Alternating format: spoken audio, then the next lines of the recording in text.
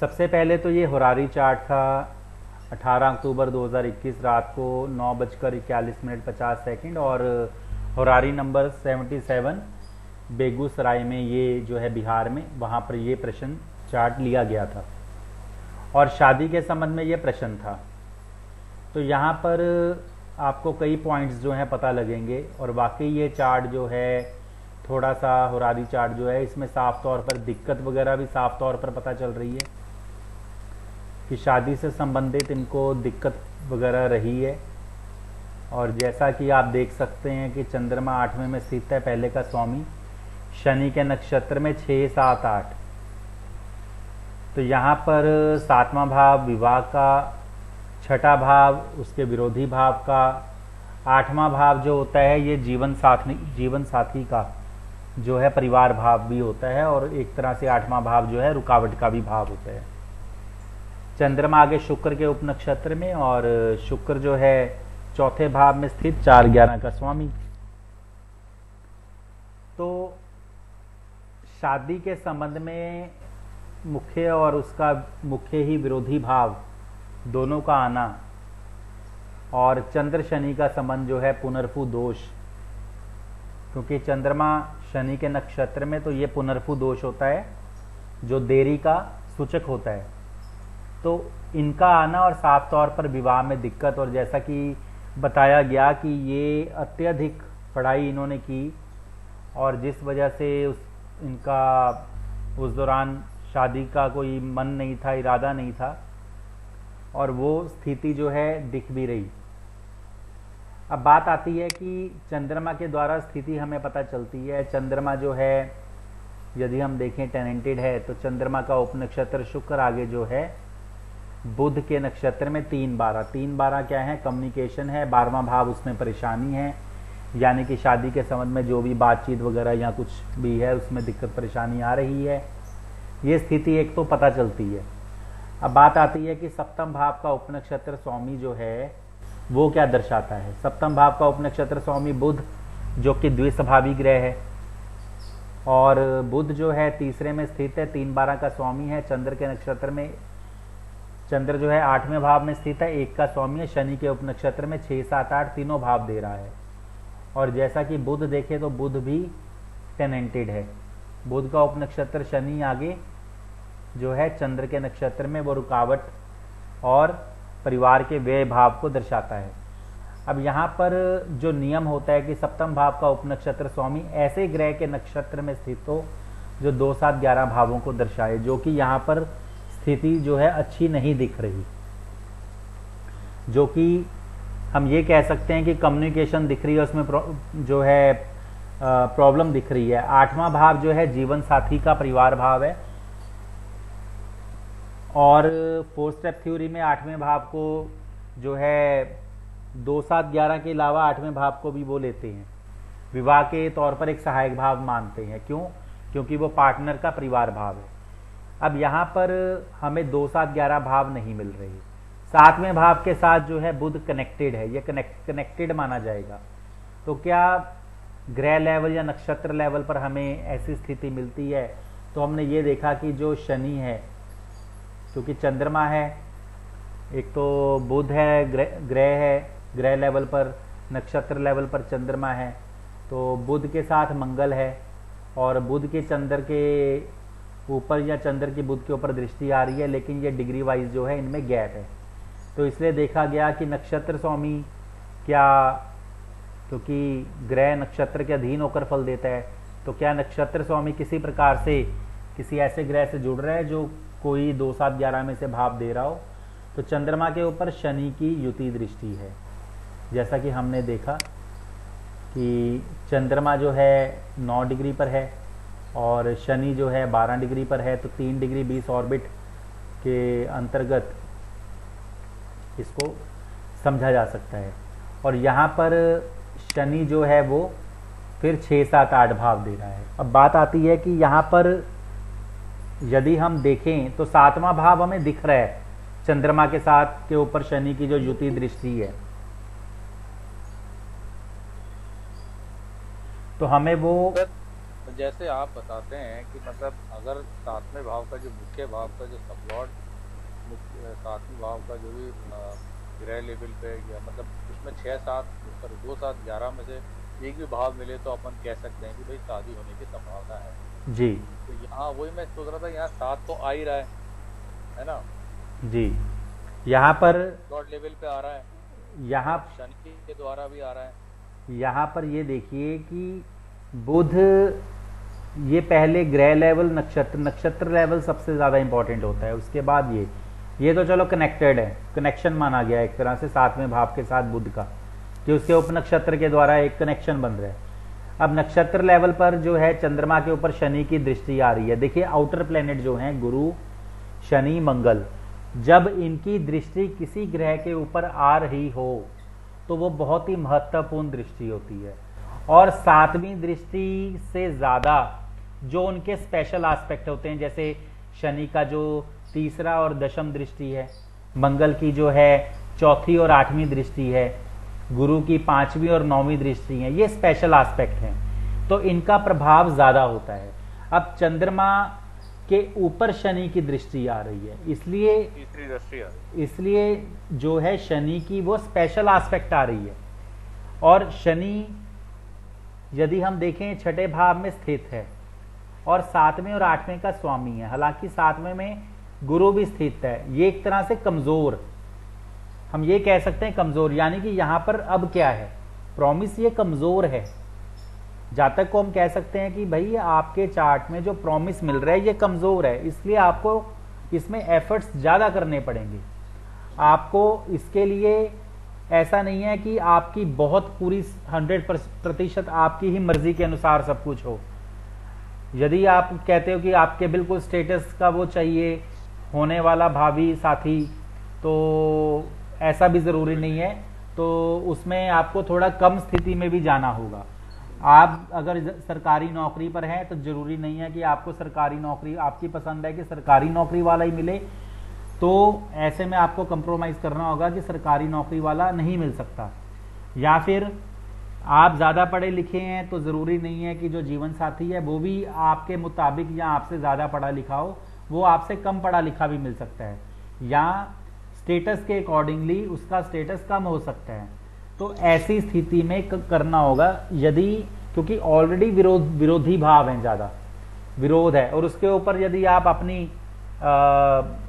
मतलब कि जो है इच्छाएं भी, मतलब जो है हम कहते हैं कि फॉर्मेलिटीज ज्यादा रखते हैं, तो कंडीशन ज्यादा रखते हैं, तो उसमें दिक्कत आ सकती है।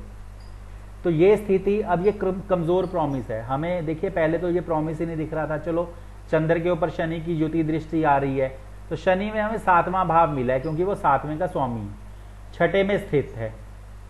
अब शनि छठे में स्थित है तो ऑक्यूपेंसी स्ट्रॉन्गर देन लॉर्डशिप, ये भी होता है, यानी कि जो ऑक्यूपेंसी है वो इससे ज्यादा शनि इसका फल देने में सक्षम है। लेकिन शनि छठे में स्थित है तो शनि क्या है, टेनेंटेड भी है। टेनेंटेड होने से वो एक तरह से इन भावों का थोड़ा सा कमजोर भी फल देता है, यानी छठे का, तो सातवें का भी एक तरह से कमजोर फल देने में सक्षम है। अब उपनक्षत्र पर भी वो वही स्थिति दर्शा रहा है, तो कहने का मतलब प्रॉमिस जो है कमजोर है, इनको एफर्ट्स ज्यादा करने होंगे, पहली तो ये बात बनती है। अब उसके बाद बात आती है कि दशाएं क्या शो कर रही हैं। प्रॉमिस चलो मिल गया, 2 7 11 भावों के कार्येश में हमने यदि देखा तो शनि महादशा स्वामी जो है आ रहा है, और शुक्र जो है वो भी आ रहा है, 11वें भाव का इकलौता कार्येश है, और शुक्र का नक्षत्र और उपनक्षत्र बुध ही है। तो 2 7 11 में शनि शुक्र आ रहे हैं, तो बात वही है कि शनि 7वें भाव का स्वामी है चंद्र के नक्षत्र में, जिसके ऊपर शनि की ही दृष्टि है, और उपनक्षत्र राहु है। तो राहु जो है दशम भाव में स्थित है, और राहु जो है यदि हम देखते हैं तो वो शुक्र की राशि में है, शुक्र कारक भी होता है, तो शुक्र की राशि में है, और शुक्र जो है 4 में स्थित है, 4 11, यहां पर 11वां भाव दे रहे। तो शनि अपने उपनक्षत्र राहु के द्वारा 11वां भाव दे रहा है, क्योंकि राहु शुक्र की राशि में है। हालांकि राहु का PACT देखें तो उसमें सप्तम भाव भी मिलता है और 11वां भी मिलता है। तो यहाँ पर महादशा स्वामी जो है शनि, एक तरह से ये भी वीक ही है। और अंतरदशा स्वामी शुक्र देखें तो शुक्र जो है, जैसे शुक्र बुध बुध, अब ये 3-12 क्या है, ये कम्युनिकेशन है। आपको कई एस्ट्रोलॉजर जैसे सुरेश सहासने जी बहुत बड़े दिग्गज एस्ट्रोलॉजर रहे हैं, और उनका एक तथ्य ये रहा है कि जब कोई ग्रह, ये मैं एक पॉइंट बता रहा हूं आपको, इसको आप ध्यान में रख सकते हैं। जब कोई ग्रह जैसे यहां पर बुध के नक्षत्र में और बुध के ही उपनक्षत्र में है, तो वो कहते थे कि उप नक्षत्र को आप जो है साथ में सोच सकते हैं। एक तो ये बात। दूसरा, शुक्र जो है, अब हमने जैसे कि महादशा स्वामी शनि को लिया तो शुक्र भी 2, 7, 11 भावों के कार्येश में है। हम यही कहते हैं कि प्रॉमिस मिलने के बाद 2, 7, 11 भावों के कार्येश ग्रहों की दशा, अंतरदशा, प्रत्यंतर दशा में विवाह होगा। तो 11वें भाव का कार्येश शुक्र है, और इसके अलावा शुक्र जो है 2, 7, 11वें भाव का कार्येश है। तो यहां पर शुक्र का नक्षत्र और उपनक्षत्र बुध है। तो क्या ये कोई हमें अन्य स्थिति दिखाता है यदि हम देखना चाहें तो यदि हम यहां देखते हैं कि शुक्र जो है 5वें भाव के साथ भावयुति कर रहा है, और उसका नक्षत्र उसमें बुध, और शुक्र जैसा कि अनटेनेंटेड है, अनटेनेंटेड होकर वो पहले, दूसरे, चौथे भावों का उपनक्षत्र स्वामी बना है, तो दूसरा भाव जो है एक तरह से ये मजबूती दे रहा है। तो इस प्रकार से शुक्र को यहाँ पर है ये भी एक तरह से, क्योंकि उपनक्षत्र पर तो 3-12 की स्थिति आ रही है। फिर भी इसको हम ये कह सकते हैं कि क्योंकि शुक्र की अंतरदशा लंबी अवधि की है, यदि आप देखें ये कम अवधि की नहीं है, लंबी अवधि की है, जून 2023 तक। तो यहां पर इनको प्रयास अधिक करने होंगे। अब उसके बाद जो प्रत्यंतर दशाएं हैं, प्रत्यंतर दशाओं के अनुसार जो भी पॉजिटिव बनता है, हम तो ये पीरियड बता सकते हैं। हमने यही उनको एक तरह से कहा कि ये पीरियड बनता है, लेकिन ये कमजोर पीरियड है। तो यहाँ पे आपको यदि विवाह करना चाहते हैं, फिर तो आपको जो है अब ज़्यादा कंडीशंस नहीं रखनी होंगी। और क्योंकि जैसा कि इन्होंने बताया, उम्र भी आई थिंक 30 साल के लगभग हो गई थी, तो ऐसे में तो फिर हर चीज़ को देखना होगा। तो यहाँ पे प्रॉमिस कम है। और जो प्रत्यंतर दशाएं हैं, जैसा कि हम देख सकते हैं कि राहु की प्रत्यंतरा नवंबर 21 तक है, तो राहु का उपनक्षत्र 11वां भाव चलो दे रहा है, तो ये पीरियड कम है 29 नवंबर तक। तो इसमें जो है हम कह सकते हैं कि थोड़े बहुत चांस बनते हैं। उसके बाद गुरु की प्रत्यंतरा है। पहले तो हम इन प्रत्यंतराओं को देख लें, रूलिंग ग्रहों का, उसके बाद हम देख सकते हैं। तो गुरु की प्रत्यंतरा, अब ये यहाँ पर नेगेटिव पॉजिटिव दोनों दे रहे हैं, क्योंकि मुख्य भाव भी 7 है और विरोधी भाव भी मुख्य जो है वो भी 6 है। तो हो भी सकता है, नहीं भी हो सकता, तो स्टैंड बाय इसको ले सकते हैं। उसके बाद शनि की प्रत्यंतरा आ रही है, तो वो उपनक्षत्र राहु के द्वारा 7-11 भाव दे रहा है, साथ में नेगेटिव भाव भी है। हो भी सकता है, नहीं भी हो सकता है। यहां पर स्थिति इनकी ज्यादातर होने या ना होने दोनों प्रकार की है, और मैच्योर ये हो ही चुके हैं, काफी चीजों को समझते ही होंगे। तो इस तरीके से हम इनको यही कह सकते हैं कि जो आपकी दशा, अंतरदशा, प्रत्यंतर दशा चल रही है, ये कमजोर है, कमजोर स्थिति में है। अब तो आपके ज्यादा एफर्ट करने पर ही विवाह हो सकता है। हम ये नेगेटिव भी नहीं कह सकते कि नेगेटिव उत्तर ही आ रहा है, क्योंकि हमें वो भाव जो चाहिए वो दिख रहे हैं। तो यहां पर मेरा यही कहने का मतलब था कि ये नेगेटिव नहीं है पूरी तरह से, लेकिन पूरी तरह से बढ़िया पॉजिटिव भी नहीं है।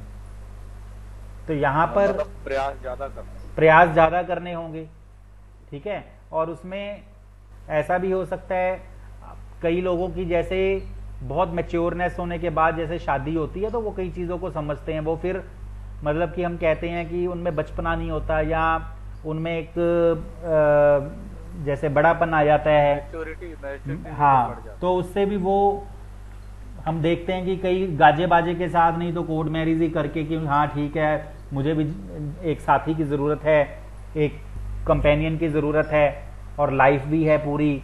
तो ऐसी स्थिति को समझते हुए भी जो है हस्बैंड वाइफ एक तरह से कल को वो भी जॉब पर जा रहा है, वो भी जॉब पर जा रहा है और लाइफ भी अच्छे कट रही है किसी भी तरीके से। खिटपिट तो चलो हर किसी के लगी रहती है, किसी के मीठी लगी रहती है तो किसी के कड़वी खिटपिट लगी रहती है, तो वो भी चलता रहता है। तो यहाँ पे हम ये नहीं कह सकते कि मान लो इनकी शादी भी हो जाएगी, खिटपिट भी लगी रहेगी, लेकिन वो आप देख रहे हैं कि जहां जहां पर छठा भाव आ रहा है साथ में सातवां आ रहा है, ना वो हम कहते हैं ना वो एक तरह से अलग होने देगा और साथ रहेंगे तो खिटपिट भी लगी रहेगी। तो ये स्थिति यहाँ पर एक तरह से जो है शो आउट हो रही है। तो इसलिए मैंने ये बोला था कि ग्रह जो दशा स्वामी है वो कमजोर स्थिति में है, तो बहुत बढ़िया भी नहीं कह सकते। इसलिए उनको यही उत्तर दिया जा सकता है कि आपके जो है कमजोर स्थिति है तो आपको प्रयास अधिक करने होंगे और ज्यादा कंडीशंस नहीं रखनी होंगी। तो इतना ही कहना था। और भावना जी ने बहुत ही बढ़िया विश्लेषण करके भेजा और हम सभी ने देखा। ये एक बहुत खुशी की बात है कि मतलब उन्होंने जैसे आपने बताया कि बहुत ज़्यादा बैकग्राउंड एस्ट्रोलॉजिकल नहीं है इनका और उन्होंने बहुत अच्छा प्रयास किया। तो यहाँ हम सभी लोगों को सर इनसे प्रेरणा लेनी चाहिए। और मैं तो आज बहुत मतलब प्रभावित हुआ कि मतलब इतनी छोटी टाइम में बहुत कम स्पैन में इन्होंने बहुत अच्छे से उसको एलिब्रेट करके लिखा। बिल्कुल इतना लिखा, बहुत सही लिखा। बिल्कुल बिल्कुल। जो हमारे जो 13 पॉइंट्स हैं उन पॉइंट्स को ही हम एक तरह से जैसे करते करते 13 के 13 पॉइंट तक ही इन्होंने एक तरह से पूरा विश्लेषण कर दिया। जो पहले से लेकर 13 पॉइंट तक जो फॉलोइंग रूल्स हैं तो उसके अकॉर्डिंग ही विश्लेषण किया। तो ऐसे ही विश्लेषण हर प्रकार के प्रश्न में किए जा सकते हैं। तो ये आपने उदाहरण देखा और बहुत बढ़िया उदाहरण था ये।